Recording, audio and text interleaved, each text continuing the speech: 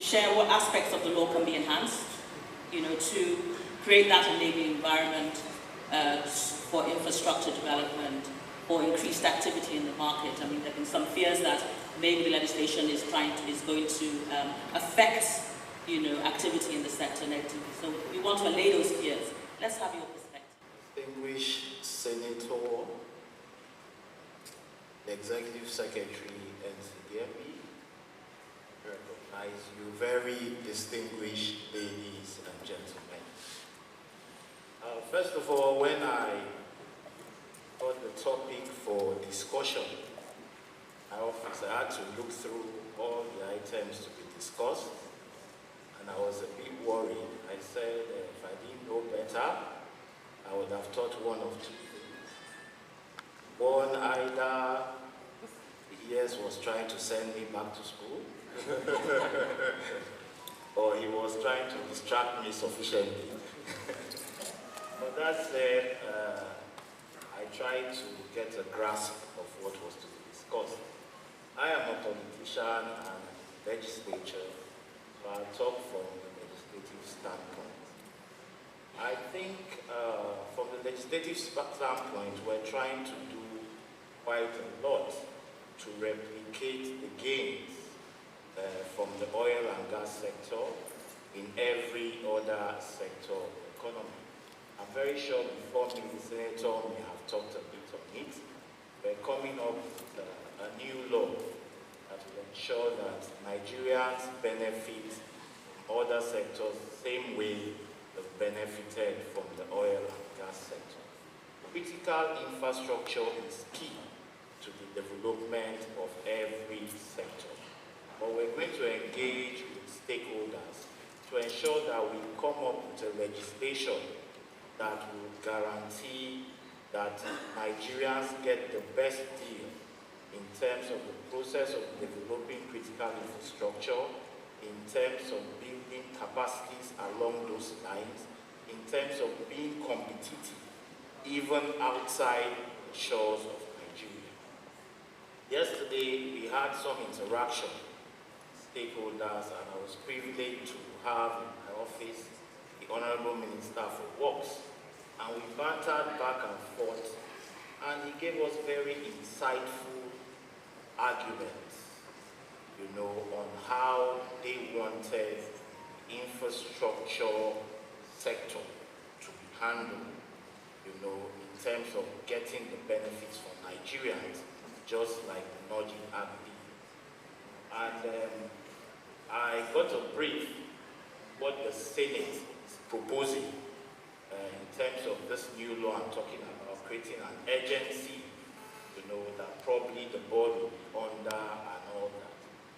And for us, from the House of Reps, we're trying to tread a bit more cautiously, I would say. And the reason why we're doing that is that we realize that most times when you create bureaucratic bottlenecks, you run into several challenges. Today we have a major challenge with NDDC. There is this disagreement on what role the NDDC should perform and what role the Ministry for Niger Delta should perform. So what comes to our mind is that in other climes, institutions are strengthened. Strengthen an institution and ensure that that institution has capacity over the years. Whatever you're doing, you let the institution handle it. That way people are able to learn, and you have strong institutions at the end of the day. But here in Nigeria, what we do is we create a small institution out of a major one. We empower that small institution, and it does well. And then the bigger body begins to die and rot. That's not what we want to encourage.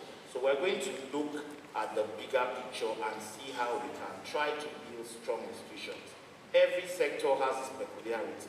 So we're going to be looking at the peculiarities of all the sectors in this new law that we're coming up. We'll have engagements with Nigerians. We'll have cause to harmonize positions with the Senate, and hopefully we're going to come up with a law that is working. But kudos to what has been achieved in the oil and gas sector. I was privileged to be in Lagos for Peter dinner, and I was marveled by what I saw. I saw sector has grown capacity, tremendous capacity of Nigerians. Recently, the president talked about the AKK pipeline. He talked about that in Malabo, and I was very pleased to note that most of the jobs were going to be handled by a company, Oilserv, that had built capacity, matter of fact, from the funds that were given to them by the board, Bank of Industry Fund.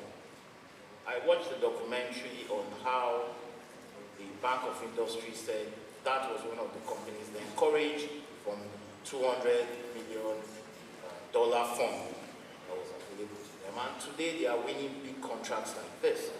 You know, I visited a friend who owns a company in Lagos, PNC, and they just won the big rounds for 3 or so oil blocks in Equatorial Guinea.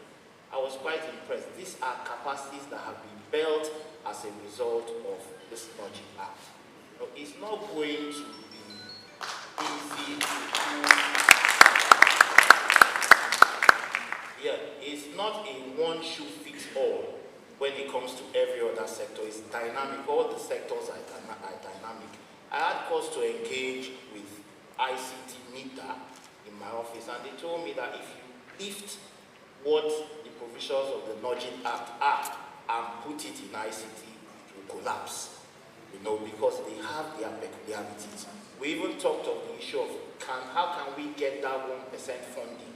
Do we transfer it in ICT to the final consumer, or do we limit it to contractors in the sector? You know, so we need thorough engagement with every sector so we can come up with what works.